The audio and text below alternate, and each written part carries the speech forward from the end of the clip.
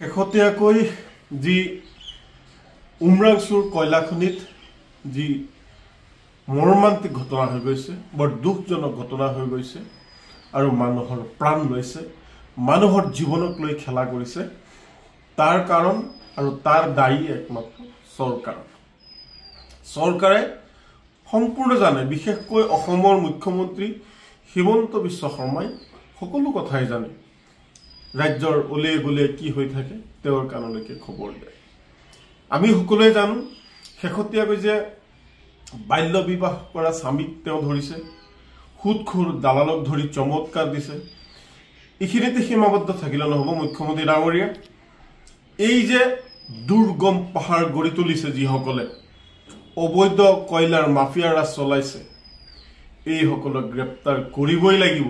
কোনো যাতে সাৰি যাব নোৱাৰে তাৰ ব্যৱস্থা আপোনাৰ চৰকাৰে ল'বই লাগিব।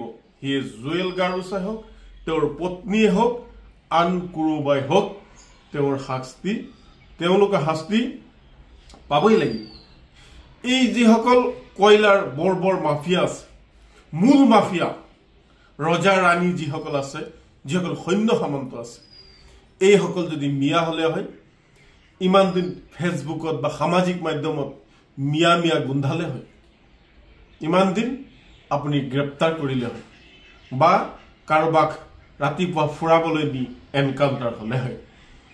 এতিয়ালৈকে কিয় তেওঁলোকে গ্ৰেপ্তাৰ কৰা নাই? মুখ্যমন্ত্ৰী ডাঙৰীয়া, অসমৰ ডিজিপি ডাঙৰীয়াক অনুৰোধ কৰিছো, এই কয়লাৰ লগত যিসকল জড়িত আছে তেওঁলোকক আপুনি গ্ৰেপ্তাৰ কৰিব লাগিব। আৰু ইয়াৰ সম্পূৰ্ণ কিন্তু দায়ী চৰকাৰ। অসমৰ কিমান ঠাইত এনেকুৱা ধৰণৰ কয়লাখনিত এনেকুৱা ধৰণৰ ২ নম্বৰী কাৰবাৰ চলি আছে আমি নাজানো। শেহতীয়াকৈ উমৰাংচু কাণ্ডৰ যি ঘটনাত সংঘটিত হ'ল, তাৰ পিছত হয়তো এতিয়া ক্ৰমান্বয়ে পোহৰলৈ আহিব।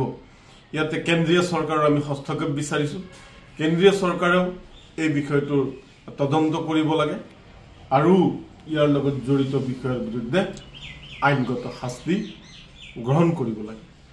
তাৰোপৰি যি দুখীয়া লোক আছে, এই শ্ৰমজীৱীসকলৰ পৰিয়ালটো কেনেকৈ চলিব, এই পৰিয়ালটোলৈ যিসকলে মৃত্যু হৈছে তেওঁলোকৰ পৰিয়ালক ৫০ লাখ টকাৰ আৰ্থিক সাহায্য প্ৰদান কৰিবলৈ আমি নেমচুৰ ফালৰ পৰা চৰকাৰক দাবী জনাইছো। আৰু কিছুমানৰ ছাত্ৰ ছাত্ৰী আছে, ল'ৰা ছোৱালী আছে, তেওঁলোকে যাতে লিখা পঢ়া ভালদৰে কৰিব পাৰে তাৰ কাৰণে ব্যৱস্থা কৰিব লাগে। আৰু পৰিয়ালক চৰকাৰী চাকৰি প্ৰদানৰ বাবে আমি অসম চৰকাৰক নেমচুৰ তৰফৰ পৰা আমি দাবী জনাইছো।